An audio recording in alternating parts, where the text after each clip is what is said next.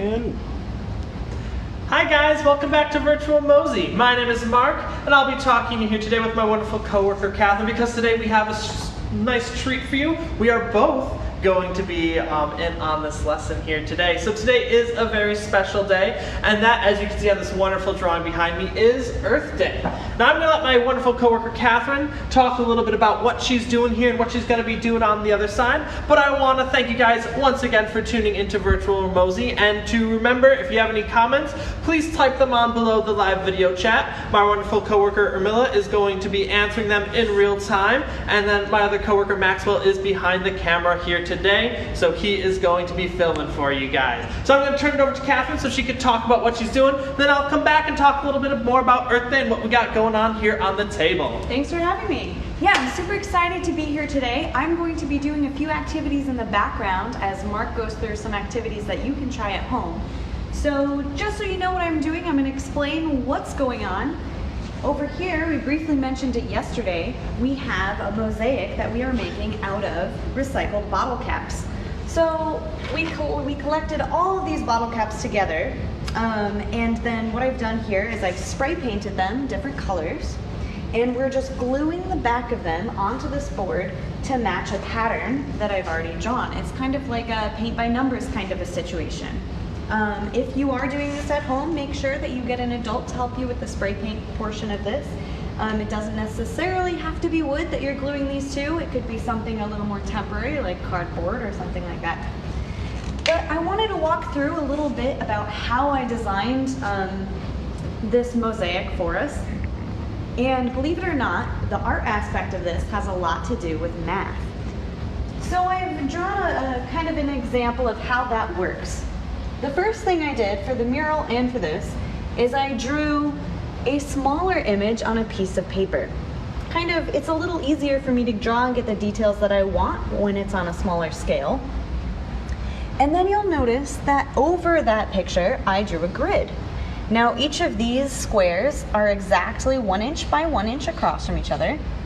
And then what I did here on this larger board was I scaled it up. So in this case, every 1 inch square on that piece of paper became a 3 inch by 3 inch square here on my whiteboard.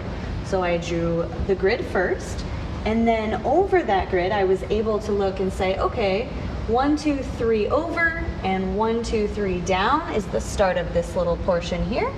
So I will just go over 1, 2, 3, 1, 2, 3 and draw that little portion there. And every single square is now broken down into a much smaller and easier piece for me to draw. And that kind of keeps the integrity of the drawing as we scale it up. You can also do this in reverse and scale it down. Just remember to multiply what the length and height of each square you're going to do versus how many of them you need. So 1, 2, 3, 4, 5, 6, 7, 8, 9, 10. And so if I wanted to have 10 squares of 3 inches each, that would be 30. So I just need to make sure that that's going to fit on my board, which it does, because my entire board is 40 inches. Always go from the smaller measurement. It wouldn't have worked for me to do 4 inches, for example, because 4 times 8, which I have here, of course would be 32, and that wouldn't have fit on the board. So just another example of how math can be very useful if you are doing interesting art projects. And also an option for you if you are trying to reuse and recycle some of the materials that might otherwise have been thrown away. And with that, I will turn it back over to Mark, and I will continue working on the mosaic in the background. Wonderful, thank you, Miss Catherine. So, Earth Day. Fun fact about this particular Earth Day in the year of 2020, it is actually the 50th anniversary.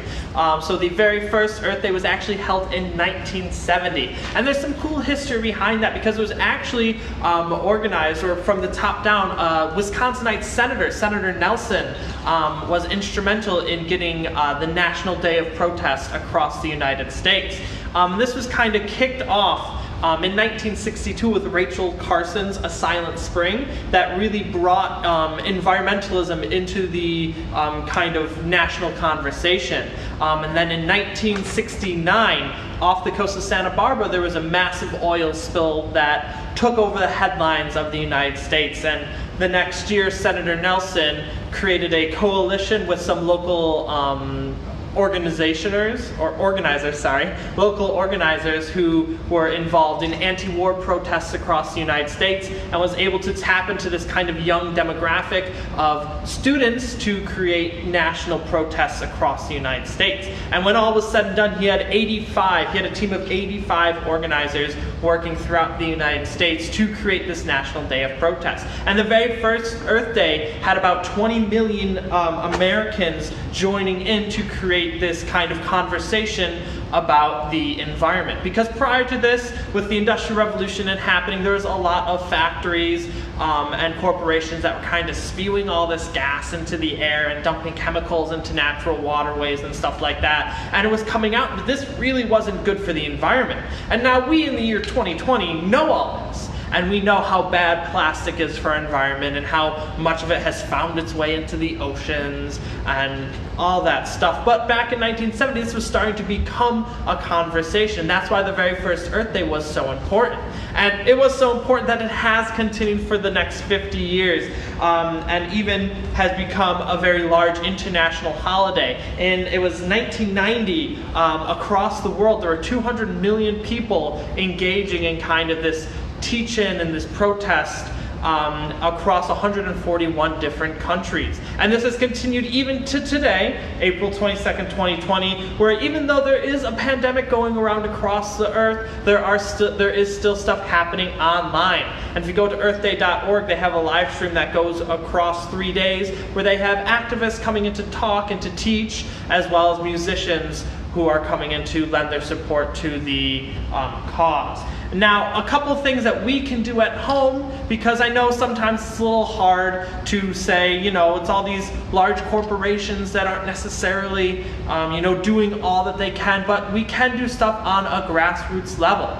First and foremost is making sure that you're calling your senators and your local government employees if they are involved in any bill making, and to lend your support to certain bills or against certain bills depending on where you stand. You can do that across the United States depending on where you live. Secondly is you can reduce, reuse, and recycle. I'm sure you guys have all used or all have heard of that before, but the first is going to be reduce. We're going to try to reduce the amount of plastic waste or gasoline that we use. One of the easiest ways you can do that is to use one of these reusable shopping bags. So this is going to be one that says Florida, the Sunshine State, because we here are in Florida and it is quite sunny out today. But we can reuse plastic bags like these every time that we go to the grocery store, instead of getting 10 different little like plastic bags. You can use one or two of these larger ones and just take on less trips and use less plastic.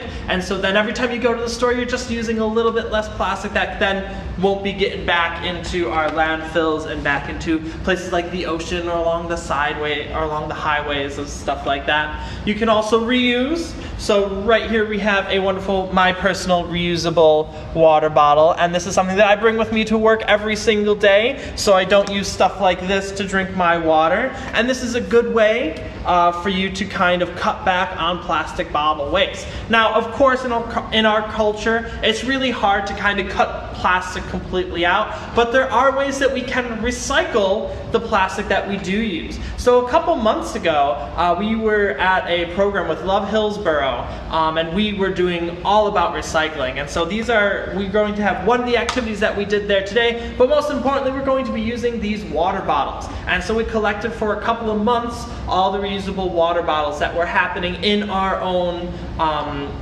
building here at MOSI. And so what we're able to do is we're able to take these now and we're going to recycle them into things that are fun and you can do at home. Of course, just so you guys know, all these, I believe most of them, require a pair of scissors. So if you need an adult to help you, make sure that you find one that feels comfortable around scissors. So first and foremost, we're going to start with my very favorite one, and that is going to be a hydroponic planter. Now I have two options, or I have two examples here because this is something that I do on my own time. I live in an apartment complex, so I don't necessarily have a nice front garden for me to work on, but I buy flower boxes and I start seeds in these sort of smaller hydroponic planters, and I'm going to walk you guys through just how you can make some of these on your own. Now, first and foremost, you have to have a water bottle. You can use a large 2-liter if you buy 2 liters of any type of your favorite soda or anything. And so the best way I've found is to cut directly below the label here. And so I'm going to cut directly below the label, just across, just like so. And so essentially what you're going to have is you're going to have two approximately equal parts. And I'm sure you guys can see from my example, eventually what's going to happen is this is going to sit inside here. And we'll talk about how this works and why this works as I continue. So I always prefer to pull off the labels just so those are out of the way. And so first things first, we have our water bottle. Now, what essentially is going to happen is we are going to be placing a piece of cloth through the bottom of our water bottle, and that is going to wick the water up into the soil portion. Now, I have an old MOSI Science Camp t-shirt from the year of 2017. So if you guys joined us for our science camps, you probably have this shirt at home. I'm not recommending cut it up, but if you have any other old clothing, you're more than welcome to cut them into strips. Now, you can make about 30 of these out of one large t-shirt. I know, because I did it. And so you can make quite a few of these planters. But what essentially you're going to be doing is you're just going to be knotting one end. And so what this knot essentially is for is to stop your cloth from falling through the bottom. Now, as you can see, we have the cloth falling on through, and we have a little bit coming up top. Now, if you've ever tried to clean and you spilled water up from the floor, you'll notice that the water itself kind of spreads throughout the whole of the cloth, and that property is what we're going to be using to create our hydroponic planters today. Because in the bottom of this, we're going to end up putting water, and that water is going to be sucked up through the top of the plastic, and that is going to keep the soil inside our planters nice and moist. So I'm just going to trim this off so it's a little bit nicer. Is that called capillary action, Mr. Mark? It is called capillary action. Wonderful. Thank you, Miss Catherine.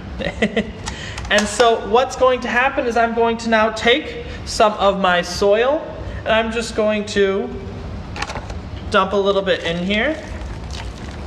Now, you can do a lot of different things with this. You can plant a lot of different things.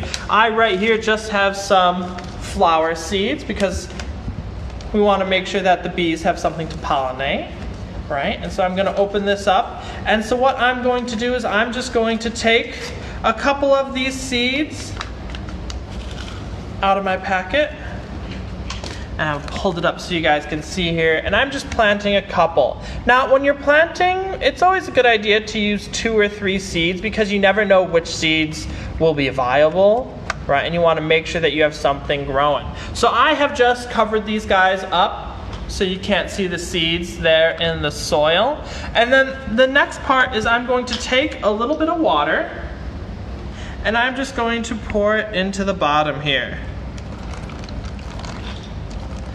Now, when I pour this, I want to make sure it doesn't come back up past the lip of the water. So you can see the water line is just right about there, but the lip of the bottle doesn't start till there. So you want to have some air beneath it so the water has a reason to be sucked up.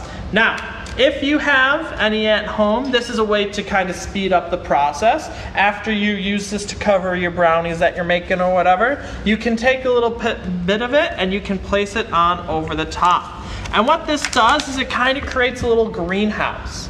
And so as the water gets evaporated through the water cycle, it actually gets stopped by this plastic up top here. And that kind of creates a nice moist and warm environment inside here, which will help the seedling grow. Now, once the seedling sprouts, like my bean plant here did, take that plastic off, and then you have a plant that is growing.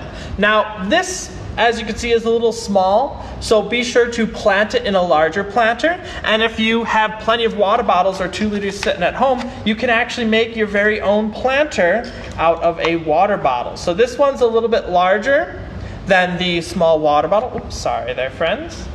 And so what you can do is you can fill this up with soil, and then you can plant your new saplings or your seedlings into a larger planter. How about that?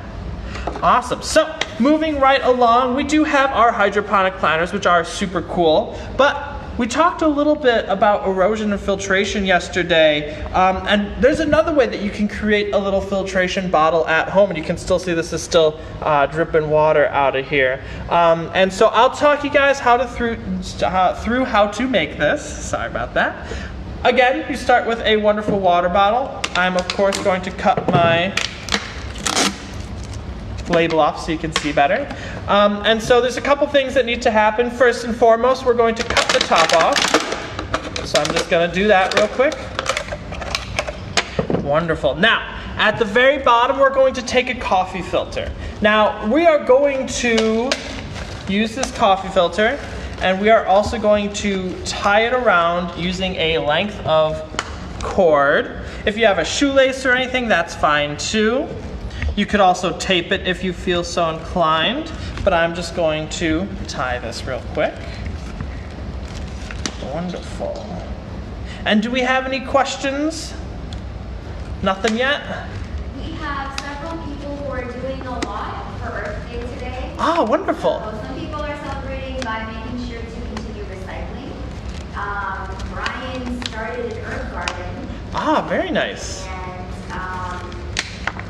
someone also said they decided not to drive their car today. They used the Perfect. That's wonderful. You guys are all doing great out there. And that's the thing about Earth Day. It doesn't just have to be today. You can do it throughout the entire year. If you're growing an herb garden, that's something that you can continue to create. The whole point about Earth Day is just to raise awareness for what's going on and to get ideas from wonderful people on the internet. I know myself personally, especially with this current pandemic, I've been trying to drive as little as possible and to take a bike or a walk somewhere, right? Of course, maintaining my proper social distancing whenever possible. So I have now adhered my filter to the bottom of my water bottle, and I cut the top off. First things first, if you have any activated charcoal, that can go in first. We unfortunately did not have a chance to stop at any pet stores on the way here today. So after that activated charcoal, you can toss in some sand. And so what this essentially is going to be doing, it's going to be slowly filtering out kind of particles in the water. Now this doesn't pull out any microbes or anything, so if you are going to drink this water after we're done, be sure to boil it and keep it at a rolling boil for about a minute. And so we have our sand in first. Next is going to be some soil.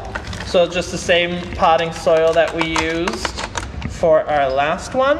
And then last but not least, we have some pebbles.